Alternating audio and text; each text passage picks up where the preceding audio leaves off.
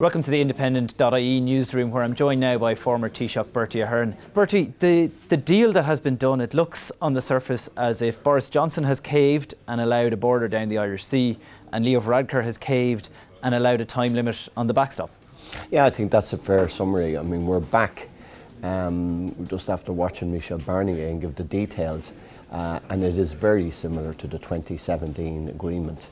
The only change on that is that there is a certainty about the time span, and what they've done in the backstop is that, and giving Northern Ireland to say that in 4 years' time, Northern Ireland politicians, by a simple majority, which I think is the big change and the difficulty with the DUP, that will be how it will play out. So, you know, listen, the one thing of certainty is it removes any concept of a border, an infrastructural, physical border on the island of Ireland. The question of the DUP, Theresa May thought she could do it without them.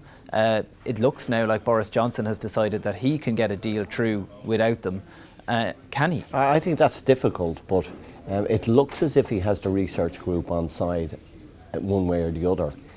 So I would imagine, Boris is a wheeler and he's a dealer, he's not bad at it either. So I assume he will spend the rest of today and tomorrow. He's not tied up in most of the Brussels summit. I think his people will continue to work on the DUP. I doubt it that will be the end of it. It's Thursday, you know. He still has till Friday night to get this through. You spent a lot of time dealing with the DUP, obviously, at the time of the negotiations of the Good Friday Agreement. They don't do U-turns easy. Is there any chance that they could give in to something like a border down the Irish Sea?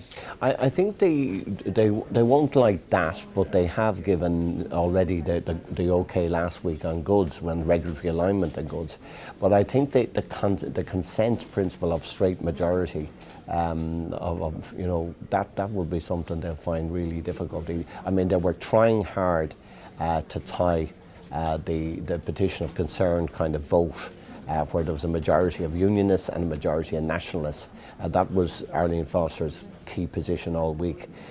To move off that, I think, is really difficult for the DUP. And I suppose for people to understand that the difference with simple majority means that Sinn Féin, the Alliance, SDLP, can effectively outvote the DUP. They've lost their veto. Yeah, because the way it worked was the petition of consent, which wasn't part of the Good Friday Agreement, was linked to it, but it was on the whole balance of First Minister, Deputy First Minister, and the concept was that for any legislation to be passed, that you needed a majority of nationalists, majority of unionists, but it had to be signed by 30 members. The only one who had 30 members were the DUP. So that's what they were trying to achieve. And Boris has decided not to go down that road. Finally, call it Brexit, 31st of October. Will it happen with this deal? I think he's in a good position. If he can hold the leadership of the research group, which he seems to have done, and if he continues to work, I don't imagine he's made a call in the DUP, but I don't imagine that's going to be his final call. I think he'll keep at it because he's so close to it now. He's got the negotiations through. He's the European Council, I think, will come through, you know, today, tomorrow, and then he goes to Parliament. He won't want to lose, so I think he will continue to work in the DUP. OK, former Taoiseach Bertie Ahern, thanks very much. Stay tuned to Independent.ie for all the latest from Dublin and Brussels as this Brexit story develops.